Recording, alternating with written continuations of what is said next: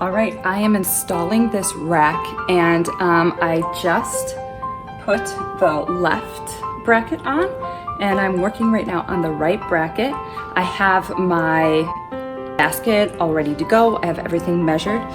This is what they gave me for instructions. And so far, everything's been really pretty easy, and I'm excited to get this done and organize my shelves.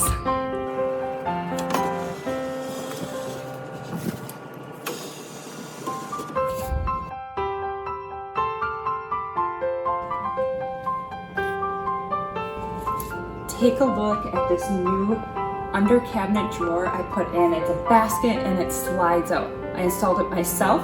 The nice thing is you could actually do this on the lower, but they made it so you could also install it on without any base to it, so you could put it up here if you wanted to as well.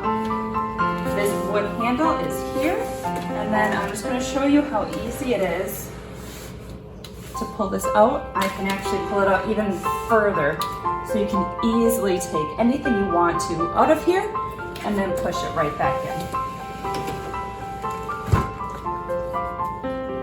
It looks so pretty. I can close my cabinets and then I can open them again.